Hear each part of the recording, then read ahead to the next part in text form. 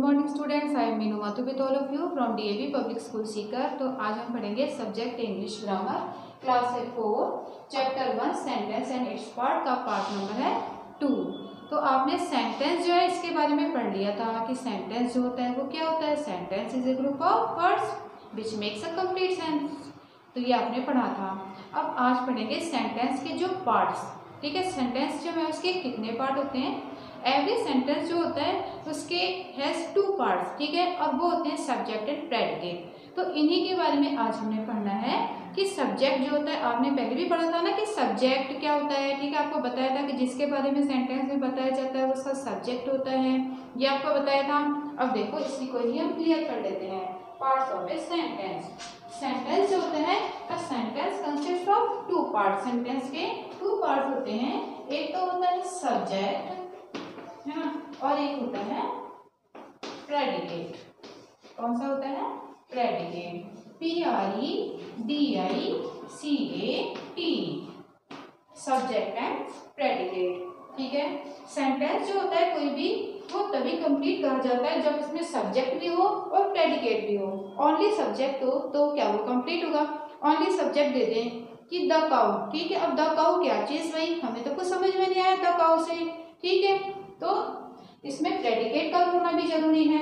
अब यदि आपको देते हैं गिव्स अस मिल्क, तो क्या वो कंप्लीट होगा? नहीं। आप बताओ कि भाई कौन, हु गिव्स अस मिल्क, तो ये आपको पूछना पड़ेगा।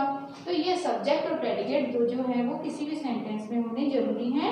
और यदि एक भी इनमें से मिस होता है तो ये सेंटेंस जो होता है वो कैसा कहलाता है? इनकम्प्लीट कहलाता है, वो कंप्लीट नहीं होता।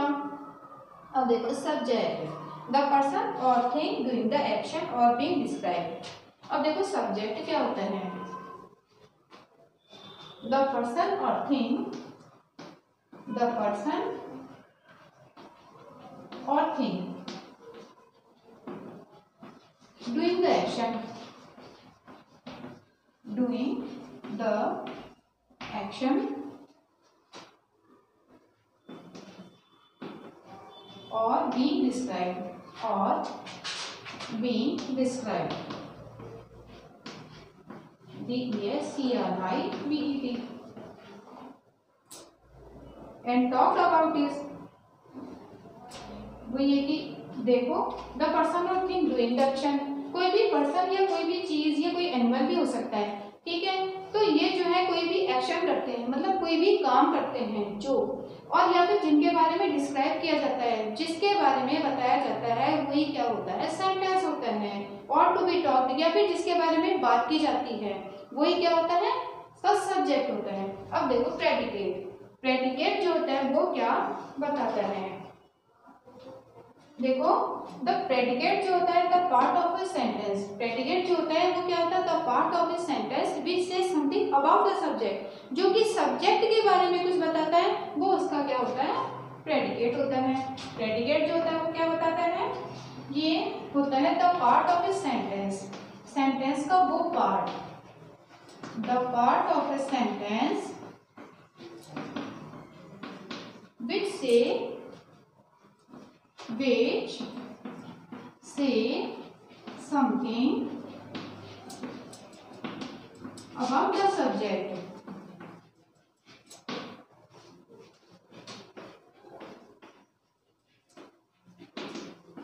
वही क्या कहलाता है? वो आपका प्रेडिकेट कहलाता है। अब देखो for example, Vishal is playing with his new toys. Vishal is playing with his new toys. अब देखो इसमें सब्जेक्ट कौन सा है और प्रेडिकेट वाला पार्ट कौन सा है। अब देखो आप समझ गए होंगे। आपको ये पता होना चाहिए कि जो सब्जेक्ट होता है वो मोस्टली तो क्या आता है? स्टार्टिंग में आता है, लेकिन ऐसा कोई जरूरी नहीं है। ऐसा जरूरी नहीं है कि वो किसी भी सेंटेंस में ये पहले ही आए सब्जेक्ट, ऐसा कोई जरूरी भी नहीं है। अब देखो इसमें हम देखते हैं विशाल। विशाल जो है वो क्या है? सब्जेक्ट है, क्योंकि इसमें इसके बारे में बताया गया है, इसलिए विशाल जो है वो क्या है, सब्जेक्ट। और जो इसमें बाकी बताया गया और इस सब्जेक्ट के बारे में, इस सब्जेक्ट मतलब इस विशाल के बारे में क्या बताया गया है, ये बताया गया है कि Vishal is playing with his new toys. तो ये जो पूरा पोर्शन है ये क्या है, प्रेडिकेट है। तो आपको समझ में आ गया सब्जेक्ट एंड प्रेडिकेट। अब देखो एक सेंटेंस और देख लेते हैं। Shiva has bought a new ball. Shiva has bought a new ball. एक हम सेंटेंस और देख लेते हैं, आपको समझ में आ जाएगा फिर। Shiva has bought a new ball. अब देखो भाई इसमें क्या बताया गया है कि शिवा जो है वो लाया है न्यू बॉल। अब देखो इसमें किसके बारे में बताया गया, शिवा के बारे में बताया गया। तो शिवा जो है वो काम, उसने क्या काम किया है, वो एक न्यू बॉल लाया है।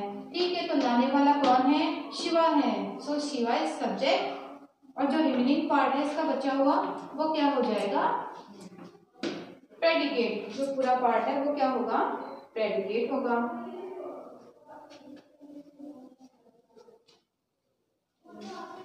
ये जो पूरा पोर्शन है वो क्या होगा, प्रेडिकेट होगा। तो ये आपको क्लियर हो गया, अच्छे से समझ में आ गया होगा सब्जेक्ट एंड प्रेडिकेट।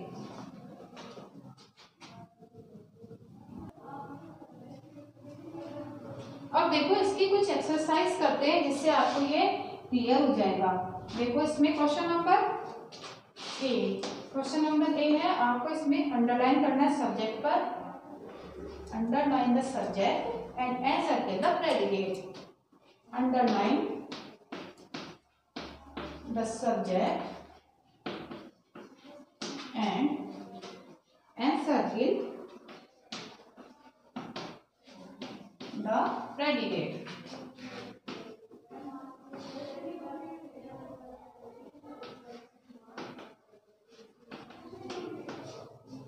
अब देखो नंबर वन है the girl is making a painting. The girl is making a painting। The girl is making a painting। Girl जो है वो एक पेंटिंग बना रही है। अब देखो इसमें क्या हुआ था, अंडरलाइन द सब्जेक्ट। सब्जेक्ट पर आपको अंडरलाइन करनी है। द गर्ल क्या है, सब्जेक्ट है, क्योंकि इसमें गर्ल के बारे में बताया गया है कि भाई गर्ल जो है वो पेंटिंग बना रही है। और इसमें क्या कहा है, जो प्रेडिकेट है उस पर आपको सर्कल बनाना है। तो ये बन गया circle. Number 2, the sun rises in the east। The sun rises in the east। अब देखो the sun जो है उसके बारे में बताया गया, तो sun क्या है, सब्जेक्ट है, और प्रेडिकेट क्या है, rises in the east। कि sun जो है वो ईस्ट में या पूर्व में उगता है। Number 3, The Taj Mahal is a very famous building। कि ताजमहल जो है वो बहुत फेमस बिल्डिंग है।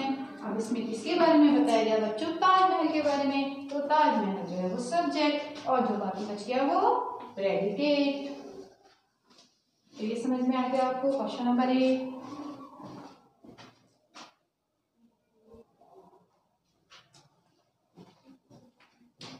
क्वेश्चन नंबर बी, अब हम करेंगे क्वेश्चन नंबर बी।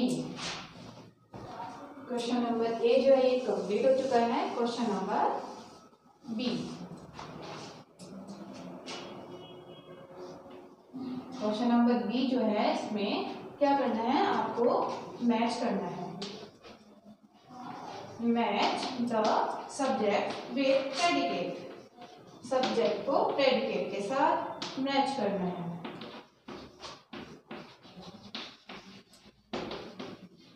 ठीक है, अब देखो नंबर 1, इसमें है द कॉबलर।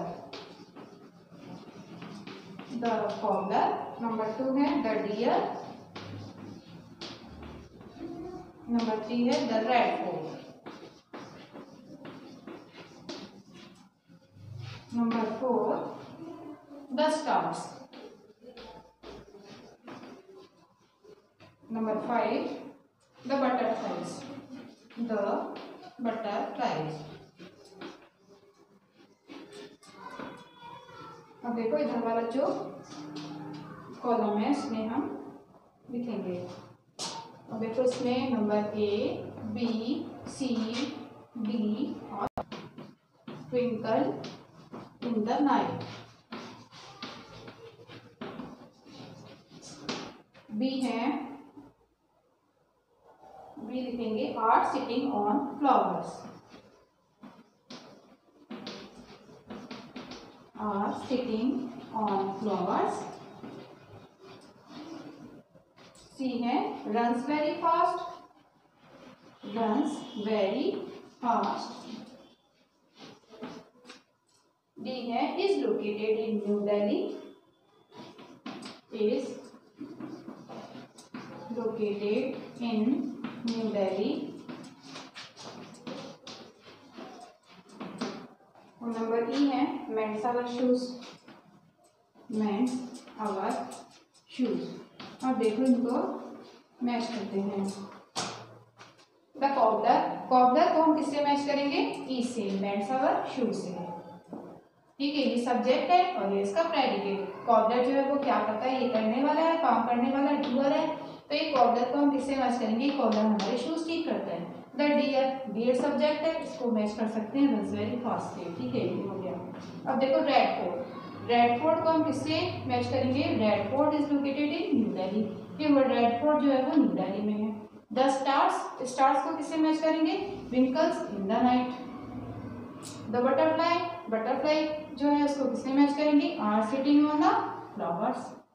तो ये हो गया सब्जेक्ट को प्रेडिकेट से मैच करना।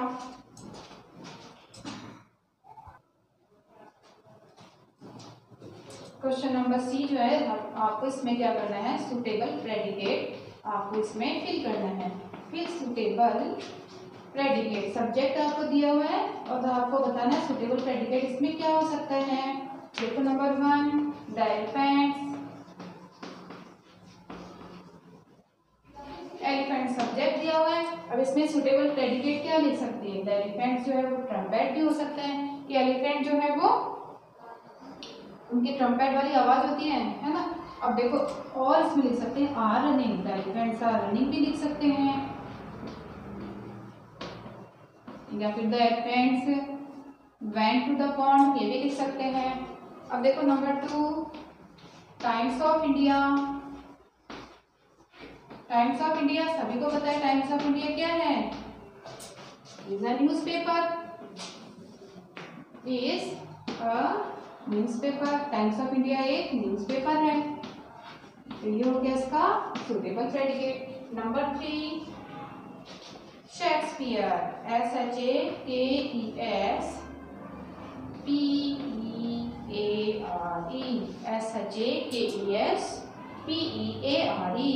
शेक्सपियर, शेक्सपियर जो है वो क्या है? एक राइटर हैं, एक इंग्लिश राइटर हैं जो क्या लिखते हैं?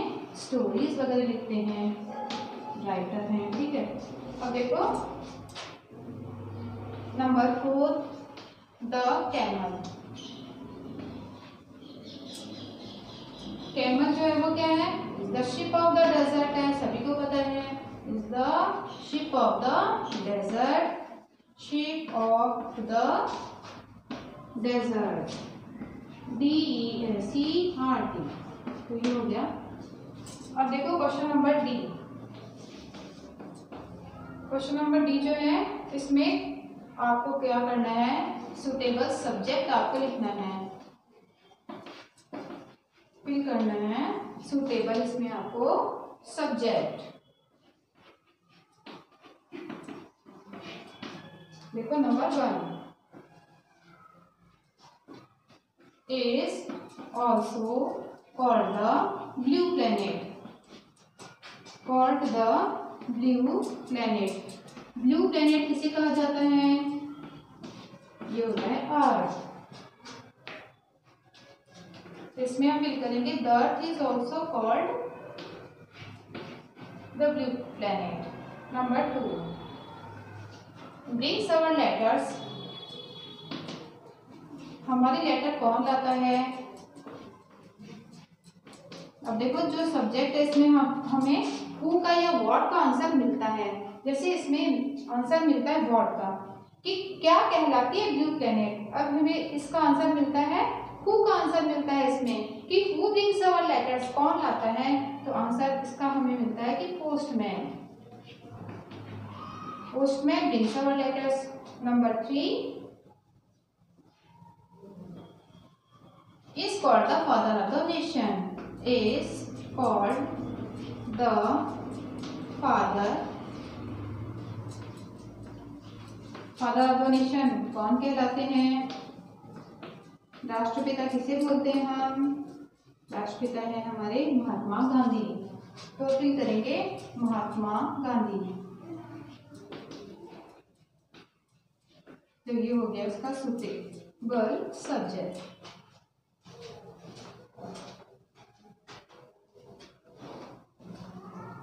स्टूडेंट्स, ये क्लास 4 का जो चैप्टर 1 है सेंटेंस एंड इट्स पार्ट्स का पार्ट 2 जो है ये आपको समझ में आ गया होगा।